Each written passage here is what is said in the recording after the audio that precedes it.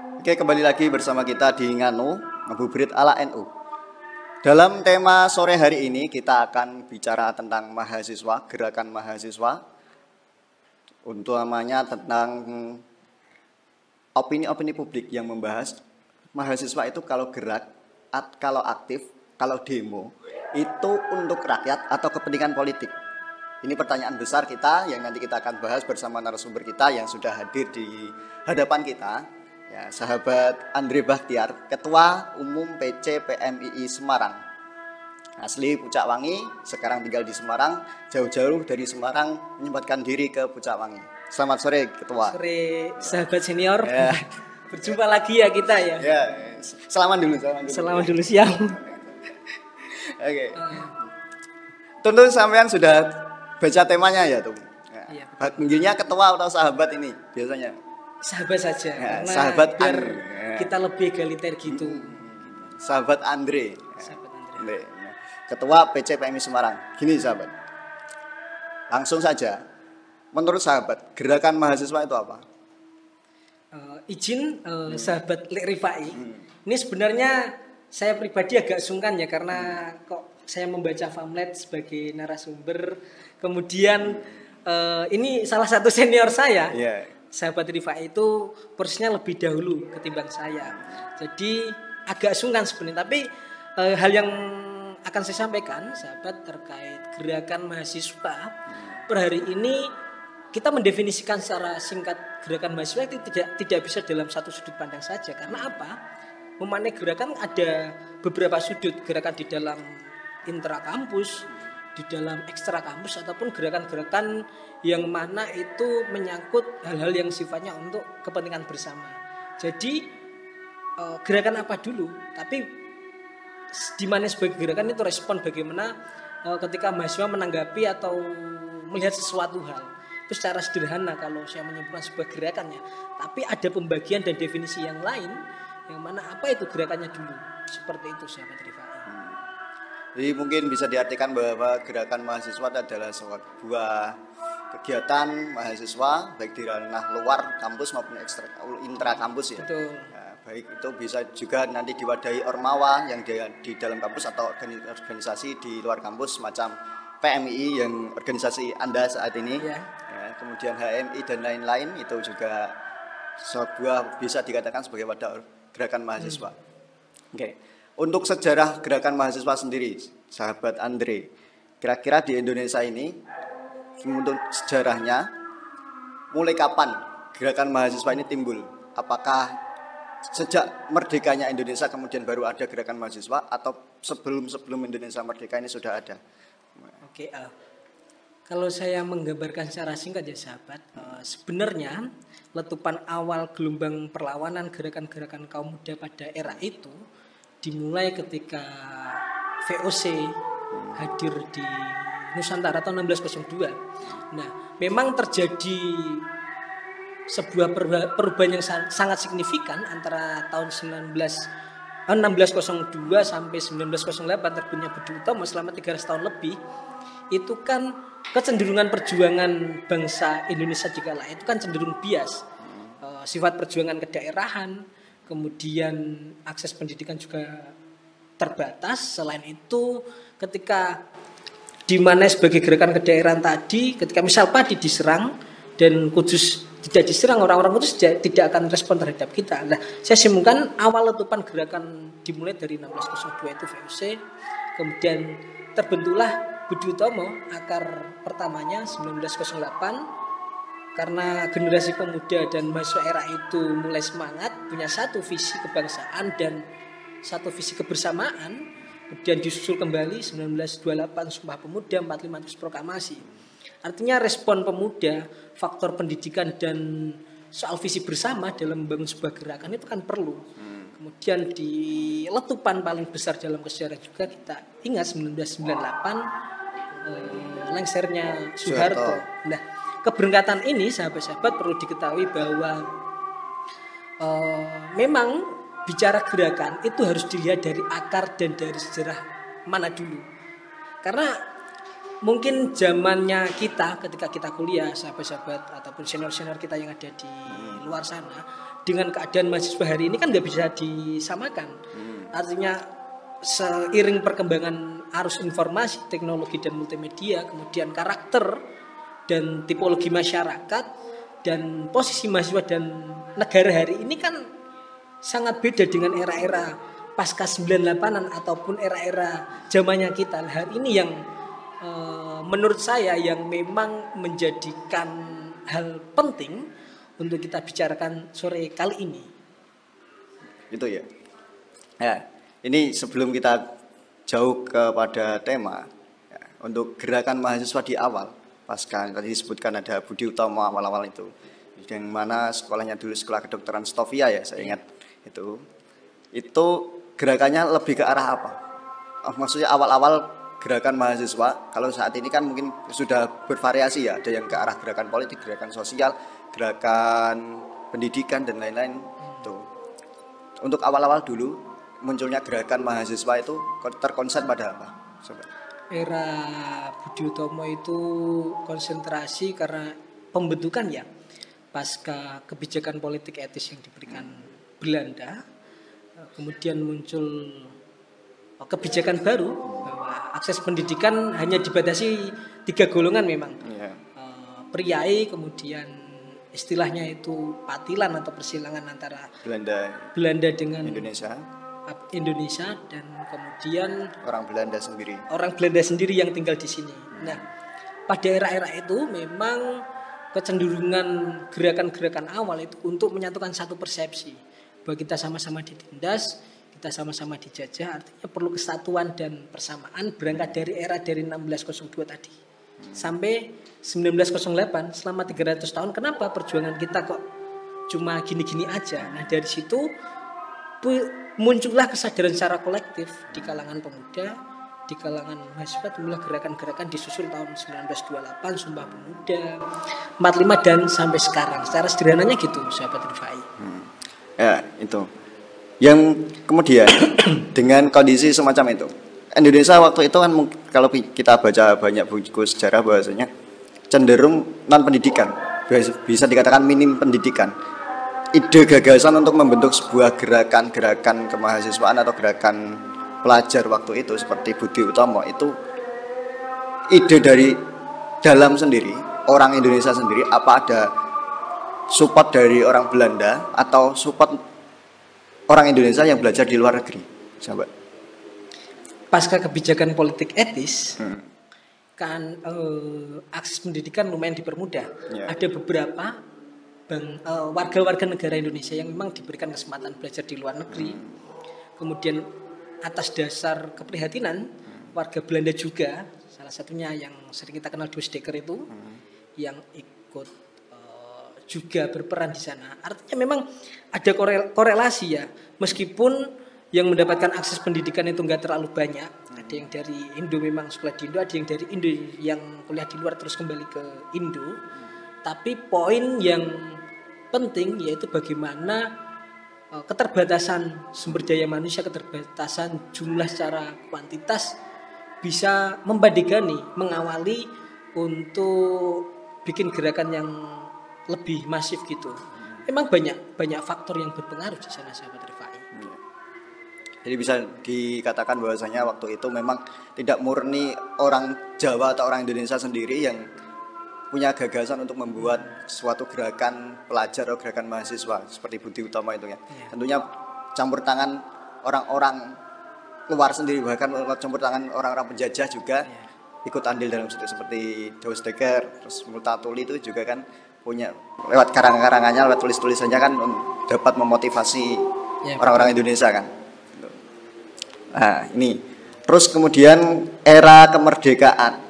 Kalau tadi kan jelas bahwasanya di era pra kemerdekaan tujuannya satu, bagaimana kita pemberontakan lah kasarnya gitu kan, bagaimana kita membelot, bagaimana kita melawan penindasan yang dilakukan oleh penjajah.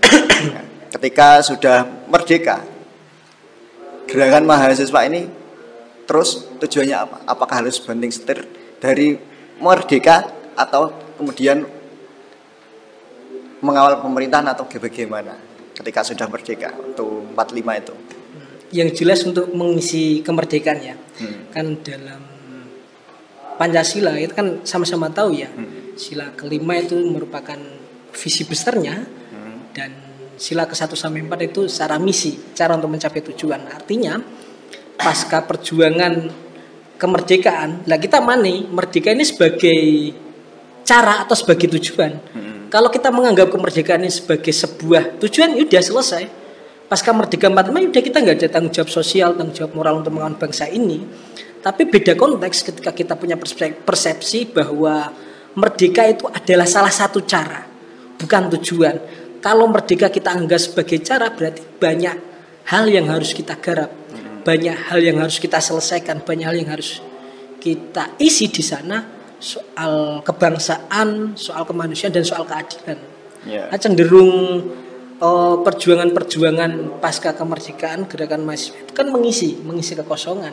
Jadi nggak kaget ketika era reformasi 98, ex mantan aktivisme era zaman itu kan banyak pasca mereka demo, pasca mereka menentang keras di lapangan, habis itu masuk dalam sebuah sistem karena posisi kosong.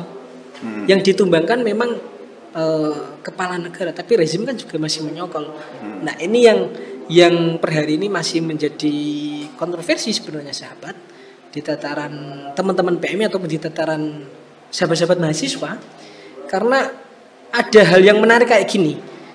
Ketika jadi mahasiswa aktif, kita itu sering demo-demo, sering bakar ban, masuk gedung, sabotase dan sebagainya.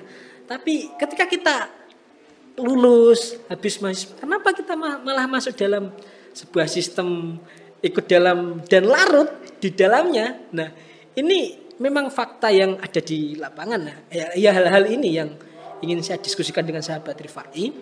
Artinya itu bicara pasca reformasi ya 98 keadaan seperti ini. Bicara per hari ini secara tipologi masyarakat, tipologi mahasiswa yang notabene generasi sekarang itu generasi Z, generasi Alpha, beda.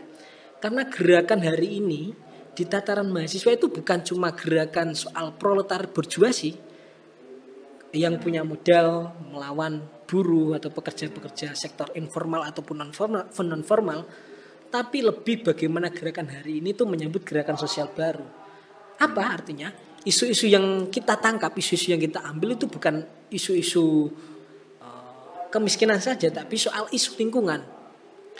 Isu lingkungan pasti seluruh elemen masyarakat dalam level tatanan manapun akan terdampak, dan isu-isu yang lain. Nah, ini memang yang harus kita selami dan petakan lebih dalam terkait corak kalau kita sesuaikan dengan tema diskusi kita pada sore hari ini ya. Karena kecenderungan tipologi masing-masing masa dari mahasiswa itu beda-beda era. Prakemerdekaan, kemerdekaan sebelum 98, pasca 98, kemudian hari ini maraknya gadget, arus informasi, TikTok dan sebagainya. Ini kan menjadi pisau yang bermata dua. Di sisi lain itu menjadi gini, ada perspektif bagi mungkin ex mantan aktivis tuh. Kader-kader mahasiswa sekarang kok cenderung apatis, pragmatis dan oportunis ya. Ada isu apa kita slow respon, ada isu apa cenderung enggak, yang penting gak ganggu urusanku, gak masalah lah. Nah ini kan sebenarnya salah satu catatan ya. Jangan kita nggak boleh menyimpulkan bahwa ini ternyata mahasiswa sekarang ini ya, nggak harus dari latar belakangnya dulu.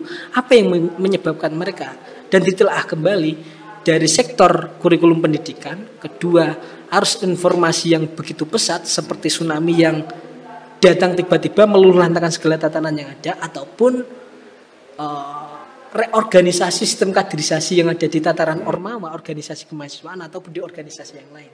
Nah ini yang menurut saya memang harus ditelaah lebih lanjut ya Pak. Kembali ke pembahasan tema ya.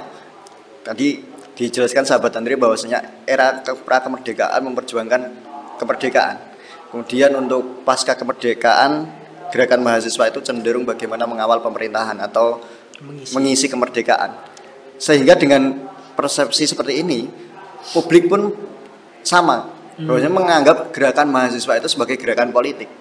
Karena dari awal aja seperti Budi Utomo dan lain-lainnya disebutkan bahwasanya ada lebih intens pada gerakan-gerakan perpolitikan, bagaimana mengurusi negara, memerdekakan negara, kemudian mengawal negara, mengisi negara. Ya, betul. Betul kan? Contoh, gerakan-gerakan yang terkenal pun di Indonesia yang disorot media adalah gerakan-gerakan politik. Contoh gerakan ketika lengsernya Soekarno tahun 65 itu kan juga gerakan mahasiswa. Kok ketika ada momen politik mahasiswa muncul. Kemudian 98. Kok ketika ada momen-momen politik mahasiswa muncul sebagai yang terdepan. Kemudian era kesini juga ketika ada kebijakan DPR yang dianggap kurang, kok hanya momen-momen politik mahasiswa tampil di depan. Sehingga kan persepsi publik di Indonesia, khususnya di kaum mahasiswa sendiri yang tidak ikut di gerakan-gerakan itu kan menganggap bahwa ikut gerakan mahasiswa adalah ikut berpolitik.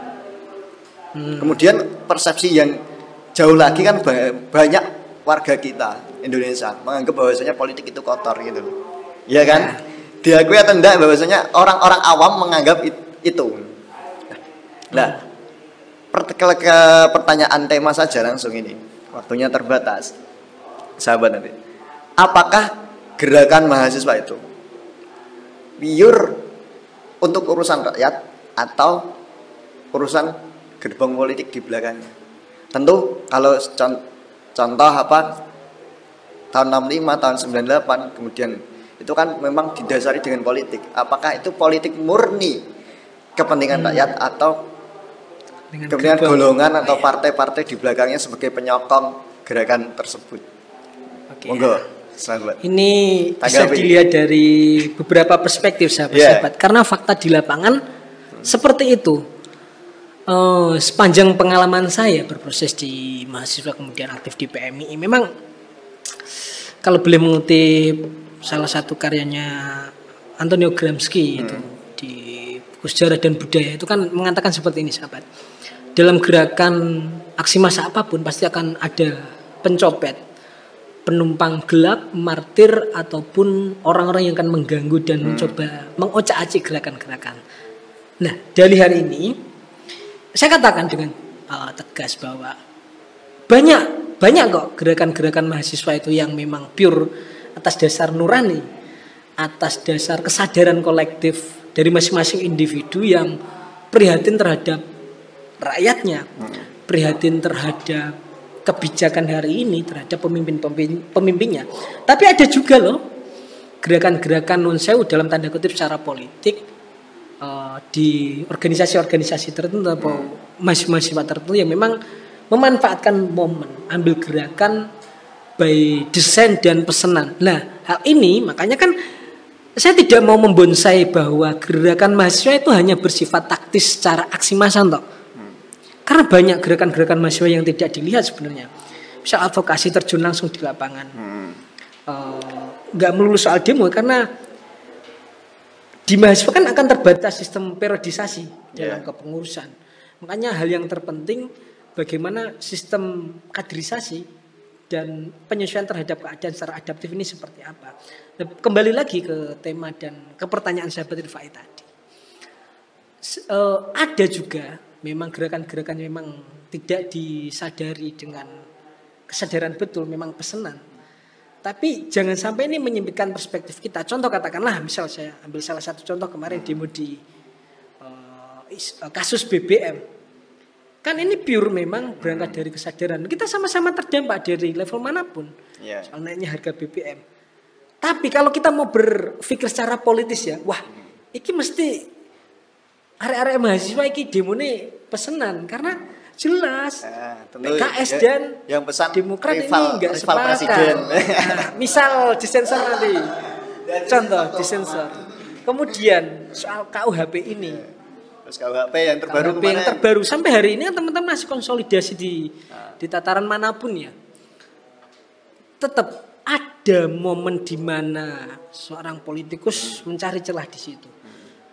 Kalau kita mempertimbangkan, wah ini gerakan nanti kalau ada yang numpangi gerakan, misal aksi massa ya, saya bicara soal aksi massa.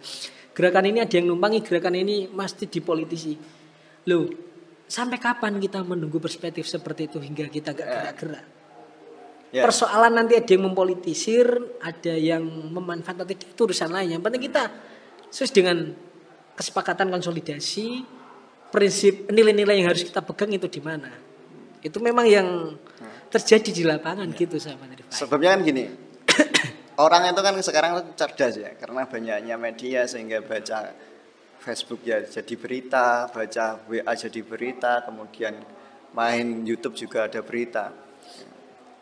Karena mungkin ya orang berperspektif bahwasanya demo mahasiswa itu pesanan, karena itu hanya satu kali berangkat gitu loh. Ya, betul. Konsistensi ya. Ya. Contoh Ciptaker. Ciptaker yang disahkan ketika sudah disahkan digedok sama DPR tidak ada demo lagi. Padahal dulu mau digedok aja demonya minta ampun gitu. Betul. Apakah kemudian di belakang itu ada gerbong yang iki nang demo gitu. Atau yang iki tak kasih uang besok demo. Nah, ini menarik sekali nih sahabat Rifai. Ya, ini karena kan ini kita mantau juga itu kan. Bahkan kita juga ikut betul. Aksi juga. Kita tidak ada pengawalan yang berlanjutan. Demo hari ini oke. Kemudian sudah ada nota kesepakatan dengan yang kita demo. Tapi tidak ada kemudian habis itu bar ya selesai. Ya mungkin husnudon saya sih main di belakang ya, main lobby di belakang bahwasanya sudah selesai. Tapi kan fakta di lapangan contoh yang Ciptaker, RKUHP dan lain-lain. Itu kan akhirnya kalau memang mereka mainnya di belakang, yang di pusat sana ya. Kalau kita di bawah kan hanya sebagai penggembira. Cabang Pati, cabang Semarang itu penggembira. Kalau di Jakarta kan pusatnya. Itu selesai, kemudian selang beberapa tahun, bulan, kemudian UU yang ditolak semua kalangan, baik mahasiswa, buruh dan lain tiba-tiba disahkan. Ya. Padahal kita lihat sendiri itu cacat di mata MK kan. Ya, betul. Ya. Itu kan masyarakat melihat mahasiswa itu tenanan orasi. Babarannya yo tetap disahkan ya, betul. Itu pun terjadi dilema di tataran internal mahasiswa loh sahabat. Ya. Contohnya apa? Gini. Bicara soal konsistensi. Itu kan faktor utama. Konsistensi merawat teman-teman jejaring, konsolidasi. Itu karena nggak semua orang mau dan mampu menjadi pengorganisir. Karena jelas tantangan, teror dan sebagainya pasti ada ya. Bicara soal aksi massa. Kemudian kita juga harus punya skala prioritas sahabat. Dalam level mahasiswa atau dalam organisasi ya yang terbatas sistem periodisasi. Karena apa?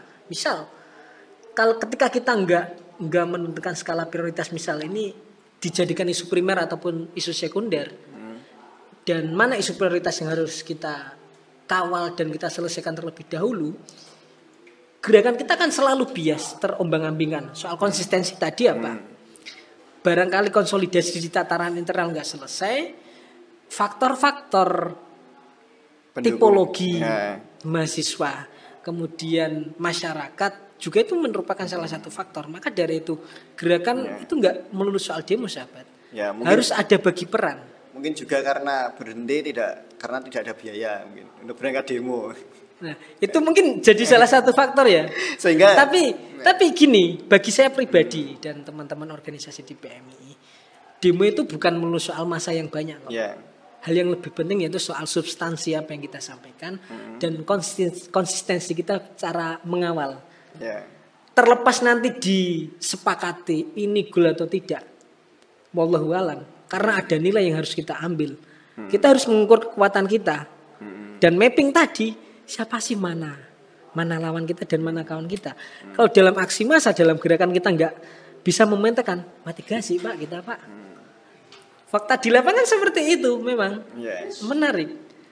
Kan harus paham peta. Oh, misalnya bicara gerakan pengorganisiran secara nasional.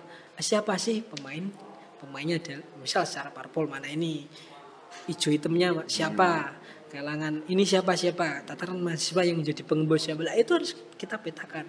Alternatif tim think tanknya seperti apa. Nah, bicara gerakan mahasiswa kan nggak bisa menyimpulkan cuma demo-demo untuk 1-2 hari. Banyak gerakan-gerakan lain. Selain perspektif itu kan mungkin juga orang berpandangan bahwasanya organisasi-organisasi mahasiswa itu kan dinaungi parpol-parpol ya, partai-partai politik. Kita terang-terangan aja. Contoh Ya. Wah, enggak Orang- ini. Ini saya bertemu dengan orang-orang yang orang umum melihat bahasanya misalnya PMII dekat dengan PKB, dekat dengan P3. Ini langsung kita jelas-jelasan aja. Iya. Contoh HMI dekat dengan Gul. dengan Gul. Bukan dul tapi ya. Gul R. Terus walaupun Iya. memang faktanya tidak selalu di situ kan gitu. Tapi kemudian ada semacam kami gitulah ya. dekat dengan PK. Yes. Terus dengan GMNI dengan Moncong gitu.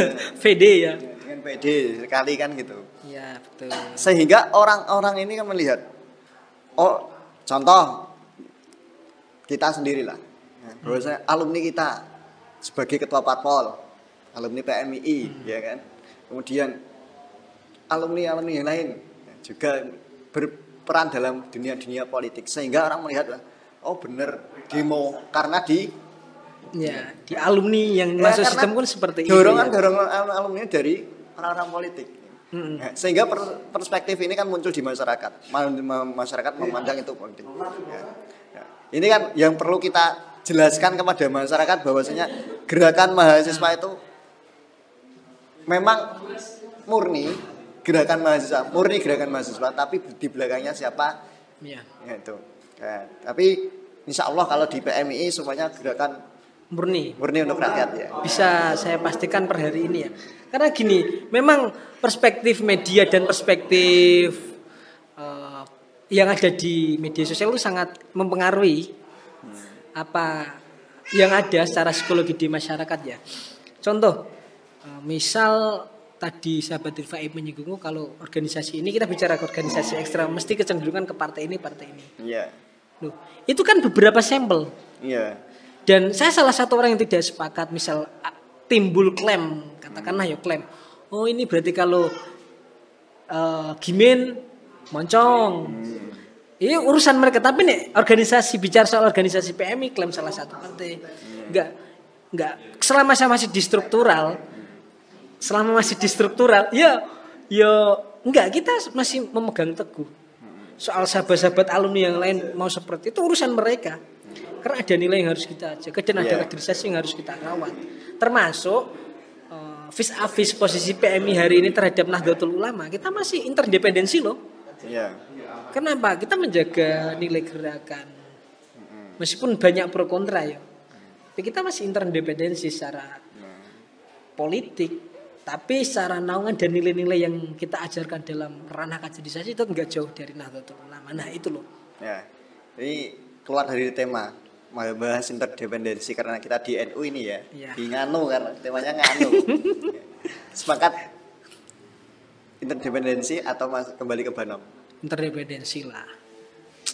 Okay. Biar anak-anak muda interdependensi jelas lah. Biar yang alim-alim yo meskipun di PMI banyak yang alim ya. Ya, kita harus bagi peran adik-adik menuju PPNU. Ya, mulailah masuk di sekolah-sekolah yang non ma'arif, masuklah di rois-rois, ambil peran di sana. Yang urusan-urusan lain-lain, advokasi dan semuanya, bagi peran dengan sahabat-sahabat PMI. Ansor di mana, kemudian Banser di mana. Karena per hari ini memang ada hal yang harus kita perankan sahabat-sahabat. Iya, iya.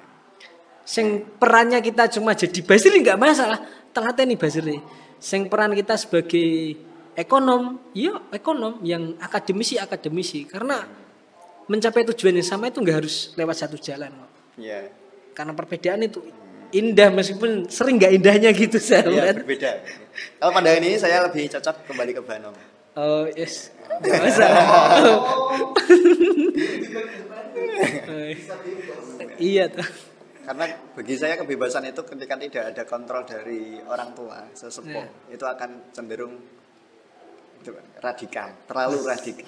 Justru cara kita berpikir tuh harus radikal loh, menggalas sesuatu sampai akar-akarnya. Ya, iya, soal perspektif ya sahabat. Soal perspektif yang berbeda lah. Tapi bagi saya dimanapun organisasi yang ada bintang 9-nya itu insya Allah berkah. Amin. Alhamdulillah. Ini sebelum kita lanjut, monggo bagi yang mendengarkan atau yang menonton diskusi sore hari ini di program Ngabuburit ala NU Ansor Pucak Wangi.net, silahkan yang pengen bertanya silahkan tanyakan terkait dengan tema sore hari ini. Mungkin kalau di luar tema bisa juga nanti japri sama di akun-akun yang sudah di tag tersebut. Oke, kembali lagi sahabat Andre. Ya, itu jadi bisa dikatakan bahwa gerakan mahasiswa ini mungkin ya bisa dikatakan murni, bisa juga tidak. Nah, oke, kita bisa katakan kita di PMI mengeklaim bahwasanya kita murni gerakan rakyat, walaupun memang banyak orang-orang yang sering mencopet kata-kata, mencopet sehingga mengambil bahwasanya itu adalah adik saya, mungkin bisa dari senior ya, klaim senior ini jujur ini klaim senior itu sering ya. Ketika kita gerak walaupun itu ide kita tapi klaim senior itu selalu ada. Iya. Itu kader-kaderku padahal dia sudah tidak ikut andil pemikiran itu. Mungkin hanya nyumbang support dana Aqua 1 kerdus tapi berani ngeklaim.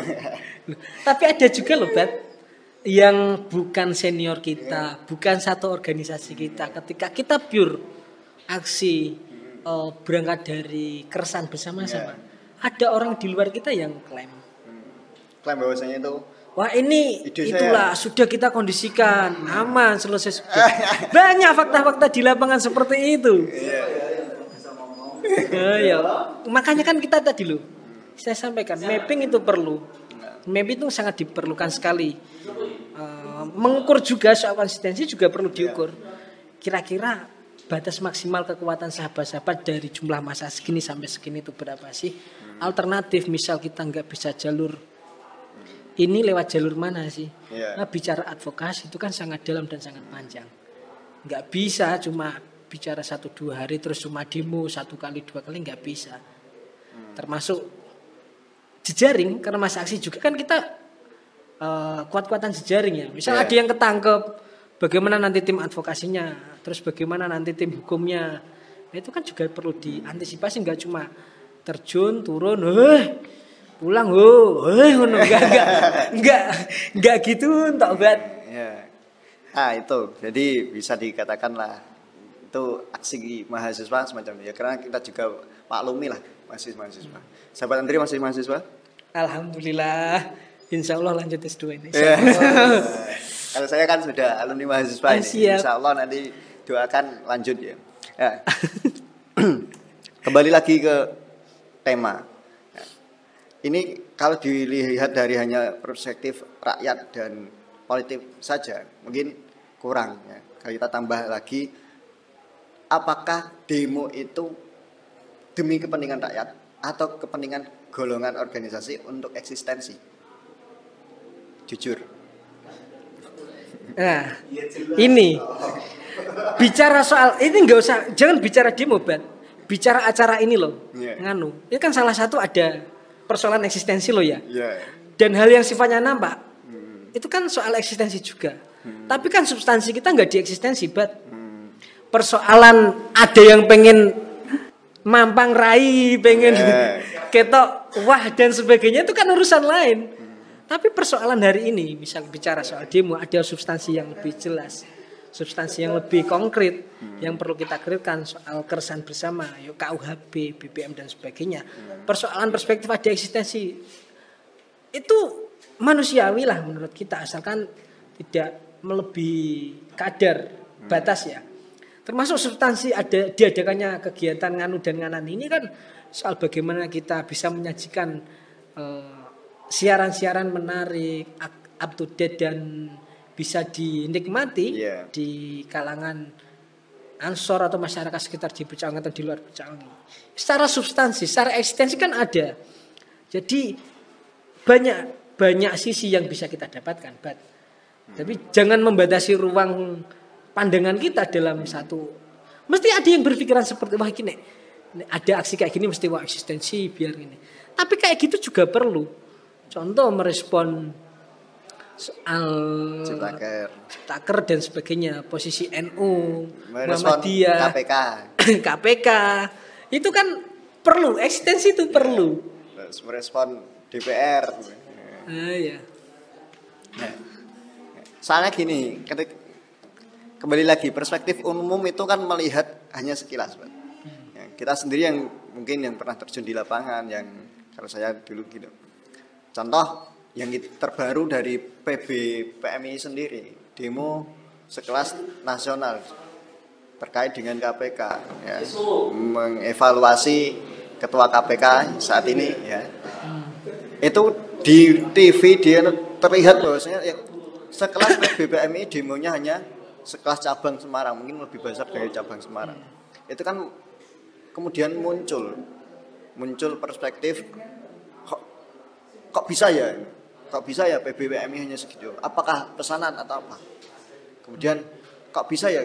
Apakah hanya demi eksistensi sehingga ya, apakah hanya permainan orang-orang dalam? Ya, Iya. itu. Artinya dari situ kita melihat sendiri sebagai kader atau alumni PMI juga kan ada yang aneh dengan gerakan-gerakan kita. Bukan hanya di PMI. Kalau saya juga ngikuti media sosialnya HMI, GMNI dan organisasi-organisasi yang lain, hari ini pun sama, kondisinya hampir sama. Yang menyebabkan kondisi semacam itu, kira-kira apa, sahabat? Faktor kedekatan mereka sih. Di pusat kekuasaan yang lain, PB yang tahu. Lah kok malah nanya saya. Beda memang, beda. Ya mungkin analisis sampean kan kok gerakan mahasiswa hari ini tidak semasif dulu. Ya, ya. Kalau muncul kemerdekaan satu kali terus selesai. Tidak bisa. Kita contoh lah era 98 lah. Berulang kali sampai tujuan itu tercapai kan gitu. Kalau hari ini kan itu yang menyebabkan itu apa kira-kira? Banyak faktor. Nek zaman 98 jelas yang jadi musuh bersama kan Orde Baru. Ya. Pak kita bersama Pak Harto ya. Per hari ini bicara masa aksi, bicara tipologi masyarakat, gerakan mahasiswa bicara tipologi masyarakat, tipologi mahasiswa, bicara soal kebijakan, bicara soal kurikulum dan kebijakan yang ada di kampus. Beda loh zaman-zamannya kita bisa kuliah sampai 14 semester. Sekarang apa ada yang dimulai dari angkatan 18 ke bawah yang punya orientasi pengen kuliah telat-telat enggak ada, Karena apa? UKT mahal. Yeah. Kemudian dituntut untuk 7 tahun atau 8 tahun. 7 semester atau 8 semester harus selesai. Dengan padatnya jadwal perkuliahan, biaya yang begitu mahal, kan menjadi salah satu faktor kenapa mahasiswa kurang tertarik dalam gerakan, tertarik dalam organisasi. Itu salah satu faktor dan banyak faktor-faktor yang lain. Makanya saya mengatakan ini nggak bisa kita menyamakan dengan gerakan era dulu. Ada corak lain yang harus kita isi.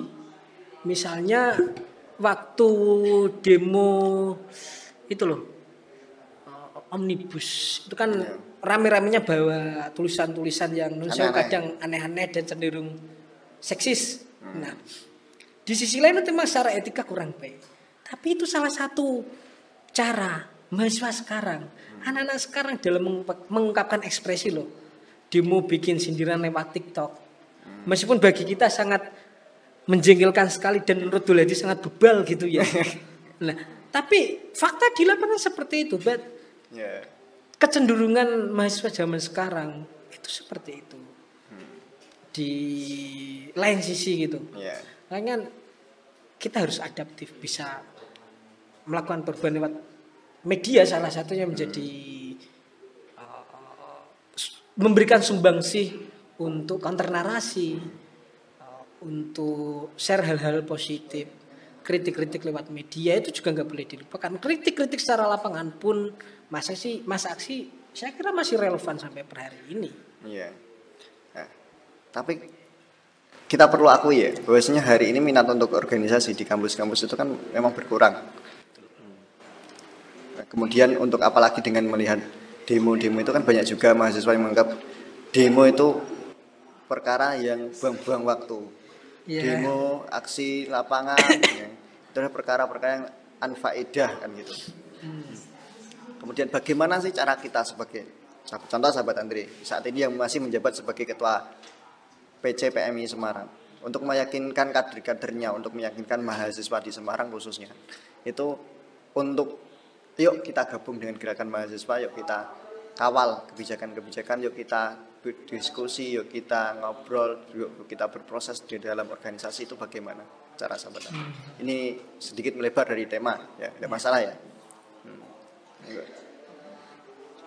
Bagiku pribadi gini, Bat,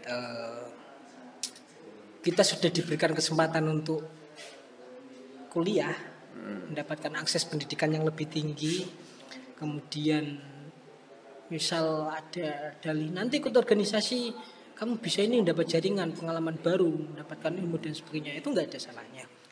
Tapi kan kadang ada pertanyaan gini loh, kalau saya nggak ikut organisasi apa yang nggak bisa dapat hal-hal seperti bisa, tapi ada pembeda sahabat. Soal apa? Memperbesar peluang tadi. Karena saya di PMII, saya pertegas dan perjelas bahwa ada organisasi secara ideologis yang secara karakter terhadap kita itu sesuai. Nah, proses-proses seperti ini sangat disayangkan bagi teman-teman yang hanya sibuk dalam kegiatan akademis. Itu nggak apa-apa, nggak salah. Tapi bukankah perspektif manusia sebagai manusia yang bermanfaat untuk orang lain? Mahasiswa agent of change, agent of social control dan sebagainya. Nah, di sini kan ada peran yang harus kita ambil. Persoalan teman-teman hari ini mau atau tidak itu bukan soal, tapi bahwa mempunyai keprihatinan, mempunyai empati terhadap perkembangan masyarakat, punya keminatan untuk belajar lebih. Karena apa sahabat yang kita dapatkan di bangku perkuliahan hari ini kan cuma sebatas materi, praktek beberapa kali. Toh zaman kita sekolah nilainya kita 10, kita kuliah nilainya 4, berarti ada 6 nilai lagi yang harus kita cari di luar bangku perkuliahan. Berarti organisasi, ataupun kegiatan-kegiatan lain lah. Karena itu akan memperbesar kemungkinan kita lebih mendapatkan pengalaman, mendapatkan akses jaring dan sebagainya loh ya. Tergantung orientasi kita mau ngapain kuliah, tapi nggak bisa disalahkan. Itu mungkin salah satu faktornya itu ya. Berapa faktor juga masalah keminatan organisasi. Apa mungkin juga karena hal bahwasanya kita ikut organisasi, misal mereka sudah belajar tentang, kan sekarang kan media itu kan banyak di web itu kan juga artikel-artikel tentang organisasi misal PMII dan lainnya, itu kan juga banyak. Apakah mereka ketika masuk kuliah sudah membaca itu, kemudian mereka cari-cari tentang PMI? Apakah kemudian hanya karena keberpihakan PMI atau organisasi yang lain hari ini yang sudah tidak lagi pure berpihak pada rakyat sehingga membuat mereka untuk ngapain sih ikut gerakan-gerakan, toh gerakannya tidak murni karena rakyat? Apakah mungkin ada faktor itu juga atau bagaimana? Ada faktor itu. Ada faktor itu juga. Ya. Selain dari media, kedua ya soal kembali karakter tadi, karakter mahasiswa sekarang. Kita kemana-mana mau akses apa kan tinggal baca ini. Ataupun kadang kita nggak bisa memilih dan memilah mana berita yang benar, mana tulisan yang benar dan mana yang enggak. Jadi sangat kompleks persoalannya sahabat, sangat kompleks sekali. Di sisi lain bisa jadi kita daya tawar ini nggak cuma dihadapi di organisasi PMI, organisasi intra ataupun ekstra yang lain pun seperti itu. Keminatan mahasiswa baru untuk belajar lebih di organisasi itu cenderung berkurang. Mungkin juga karena menurunnya kualitas organisasi sendiri atau keberpihakan organisasi juga bisa mungkin jadi faktor itu ya. Itu bisa jadi faktor, tapi ada faktor tadi soal masalah kampus yang menuntut begini-begini, kemudian soal adaptasi organisasi, tuntutan orang tua untuk lulus tepat waktu, metodologi, cara pengkaderan, banyak toh. Tapi yang disampaikan sahabat Rifai juga itu merupakan faktor juga yang jadi pengaruh selain lewat media-media tadi itu ya. Faktanya di lapangan seperti itu. Oke, cukup menarik. Ada pertanyaan mungkin? Oh iya, ini dari GP Ansor Pucak Wangi. Sahabat Ketum, seberapa pengaruh pergerakan mahasiswa zaman sekarang? Sepertinya gerakan mahasiswa di poros kiri zaman sekarang sangat kelihatan sekali dibungkam oleh kepentingan oligarki. Mau ngomong aja sudah susah apalagi bergerak. Ini Ya. gitu ya. Bagaimana tanggapannya, Ketua? Sejauh mana ya? Ya. Sejauh mana ini nek Seberapa berpengaruh? Seberapa berpengaruh dan sejauh Gerakan mana mahasiswa hari ini? gerakan mahasiswa hari ini ya kita sebenarnya bisa menilai secara sendiri kok di lapangan keadaannya seperti apa ya. Berpengaruh atau tidak, nek bagi saya sendiri itu nggak masalah. Tapi pasti ada pengaruhnya, Bat. Meskipun itu sedikit loh daripada kita tidak melakukan sebuah gerakan sama sekali ya. Meskipun secara fakta di lapangan banyak yang pengen gembosi, misal dalam organisasi ideologi seperti kita banyak larangan kadang ya dari senior-senior, woi jangan, woi itu nggak boleh kan seperti itu. Terus ada benturan dengan sesama organisasi, kemudian ada godokan-godokan bahwa ini isu nggak murni, siapa-siapa turun ini isu pesanan, isu gorengan dan sebagainya. Terlepas dari itu, seberapa besar pengaruh dan persentase terhadap perkembangan atau perubahan hari ini mesti ada pengaruh walaupun itu sedikit. Hal apa yang bisa kita jaga sahabat? Soal nilai yang kita imani dalam nilai dasar. Kalau dia kan nilai dasar pergerakan kita, NDP-nya kita dalam organisasi manapun, bahwa kebenaran walaupun itu sedikit dan pahit perlu kita sampaikan. Terlepas banyak perspektif, banyak yang nyinyir dan sebagainya, itu urusan lain. Tugas kita hanya melangkah maju semampunya dan sebisanya. Mungkin untuk nilai-nilai selain nilai demokrasi yang kita bawa, kita sampaikan juga salah satu yang menjadi keuntungan ketika kita turun aksi atau gerakan-gerakan yang dilakukan mahasiswa adalah keuntungan media. Bagaimana menggodok itu kan. Iya. Jadi banyak media berita. mendapatkan Contoh juga. Contoh, misal di seperti kemarin KPK ya, di PBPMI. Ya, satu berita dari PMI, dua dari berita dari KPK-nya sendiri, tanggapannya bagaimana. Terus tiga berita dari tokoh-tokoh pengamat politik. Kemudian muncul ide-ide. Mungkin salah satu itu ya. Salah satu gitu. Terus kemudian yang lain kan mungkin gerbong-gerbong politik pada ngeklaim. Ya. Tapi memang bisa secara jujur-jujuran bahwasanya gerakan mahasiswa hari ini memang sering sekali banyak orang-orang yang menumpang ya. Itu saya rasakan sendiri ketika masih berproses dulu di PMI. Banyak sekali orang-orang yang menumpang, banyak orang yang seolah-olah mengakui, utamanya dari para senior-senior itu. Padahal itu murni yang memikirkan kita, yang cari dana kita, yang gerak kita, tapi mereka enak-enaknya gitu. Ya, curhat ini malah.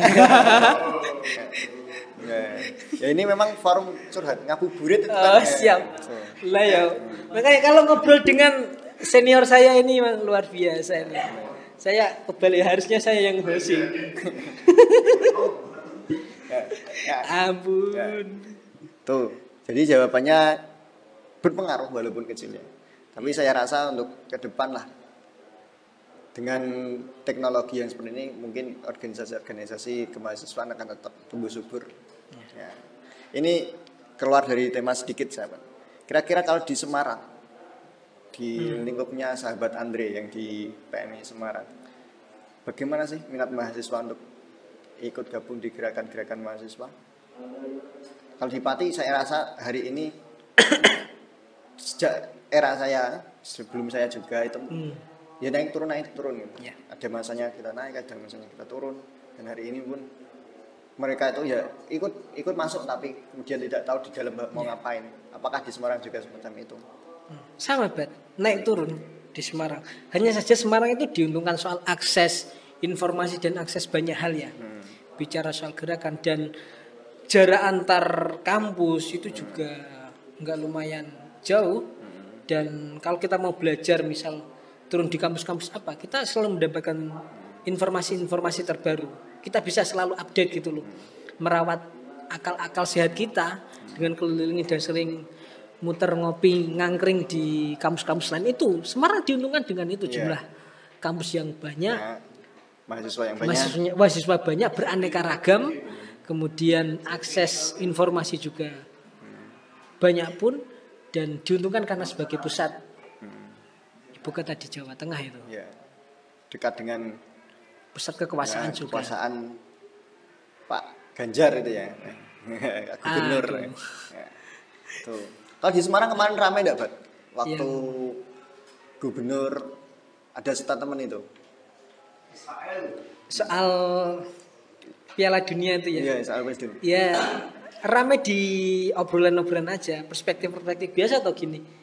Wong Hadi aja yang di Pucakwangi aja rame kok, masa yang di Semarang enggak rame gitu tuh. Enggak ada yang gerakan mahasiswa yang lain apa dari organisasi-organisasi mahasiswa untuk mungkin menggedor gubernur atau apa nggak ada kemarin di Semarang. Enggak, kita konsen di substansi KUHP lebih penting banget. Itu juga penting karena ya soal nasib tim kita ya. Tapi kan jangan sampai ada isu baru kita ikut isu baru. Oke, mengikuti boleh, tapi kan ada prioritas mana yang harus kita garap itu. Nah itu ya kalau komen-komenan dan diskusi banyak tapi sampai aksi dan enggak, tak rasa enggak juga sih. Enggak sampai kita harus mengambil peran untuk turun jalan kalau isu itu. Terus gini ya.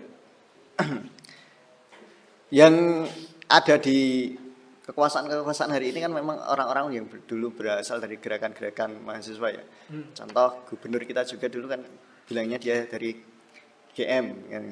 Terus kemudian yang ada di Senen dan lain-lain.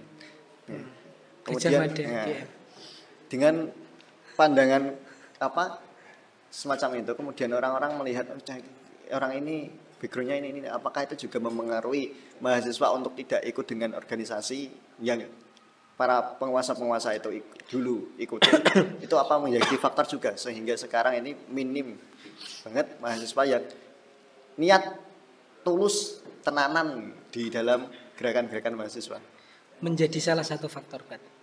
Itu ya. Menjadi salah satu loh ya. Masih banyak salah-salah yang lain. Nah, tapi yang ingin saya sampaikan bahwa setiap organisasi itu baik kok. Organisasi manapun. Kadang yang menjadikan tidak baik itu kan aktor-aktor. Saya nggak sepakat sebagai oknum. Kenapa kita pakai oknum terus mengeneralisir bahwa ini ngono. Ya aktor aja. Aktor. Nah, kalau aktor banyak ya, kalau oknum sedikit ya.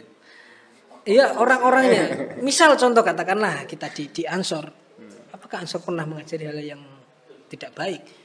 Nah tapi kan kadang aktor-aktor atau orang-orang yang ada di dalamnya satu dua orang yang ada yang mungkin kayak gitu. Lah pun di organisasi Pak. Dia aktif gini. Kadang satu dua orang ada yang memanfaatkan kemudian jadi alumni kemudian gini. Terus ketika jadi pimpinan gini. Itu bicara soal nilai itu salah. Sangat salah sekali. Tapi kadang kan wah ini saya kan sudah tidak berproses di struktural gini, saya sudah alumni kayak gitu. Nah, itu loh yang membedakan. Jangan digeneralisir langsung ke organisasinya. Semua organisasi, semua nilai organisasi itu baik. Iya. Ini mungkin ada pertanyaan lagi dari tim kreatif atau dari tim kreatif mau tanya, monggo. Apakah Gus atau Habib di PMII itu akan dikultuskan di Suminane Habib, Insyaallah Gus. Ini tentang kita berarti. Iya. Ini yang jawab langsung narasumber aja ya. Siap. Monggo. Tergantung Mas Kavi. Di mana dulu kalau di Semarang ataupun di cabang enggak peduli kamu Gus, kamu Beb atau Pak. Proses ya proses. Enggak ada keistimewaan khusus kecuali dalam pelibatan kegiatan kita ngundang Gus, kita ngundang Habaib lo ya. Tapi ketika ada putra-putra yai, ning dan sebagainya Beb, yang proses di PMI udah kita sama egaliter. Gelem iku ra yo iki. Ngerti sadu ngono. Iya. Bahkan udah base camp yo gentenan golek rokok sing tukang gawe kopi niku. Bahkan juga kalau kelakuannya nyeleneh dalam organisasi mungkin kita juga akan cenderung Ya. Itu menjadi rival Betul. mungkin bisa. Betul. Karena Gus itu kan privilege toh. kalau di luar organisasi mungkin bisa kita profesional gitu loh. Betul. Ya, di organisasi, di luar organisasi. Mungkin ada pertanyaan yang agak sulit untuk narasumber kita. Jauh-jauh dari Semarang loh ini. Enak nggak jadi salah satu bandungnya NU? Enak ya. Ini tadi mengaku bukan bandungnya NU. Makanya berarti kan harusnya oh nggak enak. Ini kan dalam aturan ini ini kan ada senior saya Mas Kapi juga kan bagian dari senior saya berproses di PMI. Siap. Nah, tapi kan jelas dalam draft ADRT-nya kita kan jelas interindependensi ya. Kita pernah jadi Banom, pernah jadi independen dan interindependensi. Interindependensi ya tahun 92 ya. Enggak terikat secara Banom langsung, tapi secara nilai-nilai, secara komunikasi kita juga masih aktif di NU. Hanya saja secara kebijakan beberapa hal kita nggak mau disetir. Contoh katakanlah misal PBNU hari ini melakukan manuver politik non sewu ya. Berat kita sebagai Banom kan sebagai anak kecil harus sendi kodawo gitu. Nggak bisa. Bagi prinsip saya pribadi nggak bisa. Urusan lain-lain ya urusan kita. Yeah. Makanya adik-adik ini PPNU berproseslah yang baik di jalur-jalur yang benar.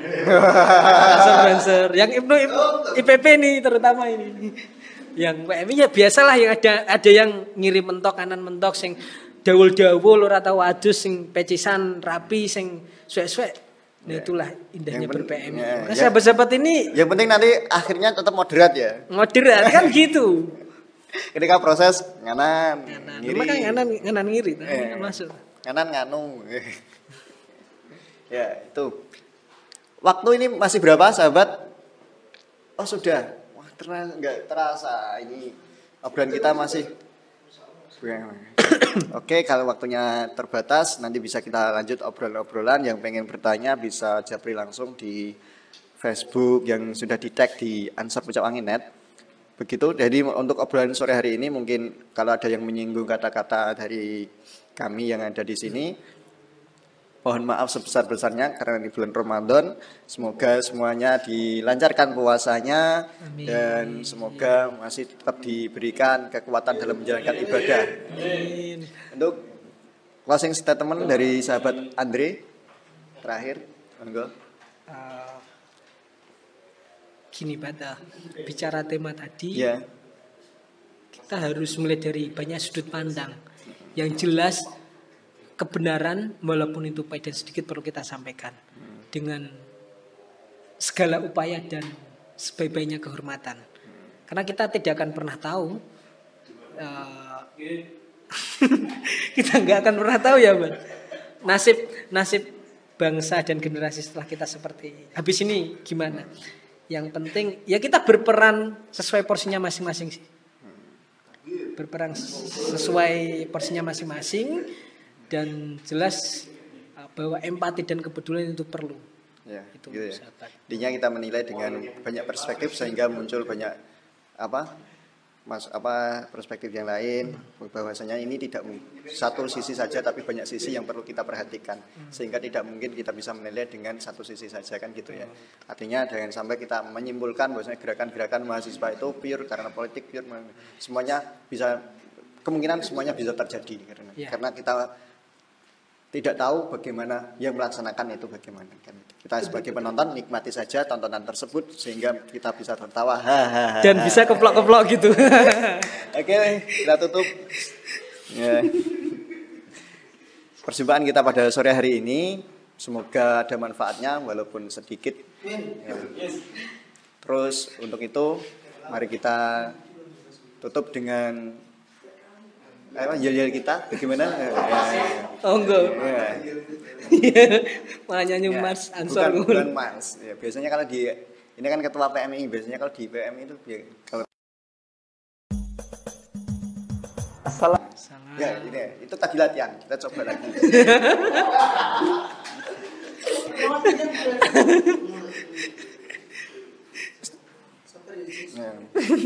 Oke.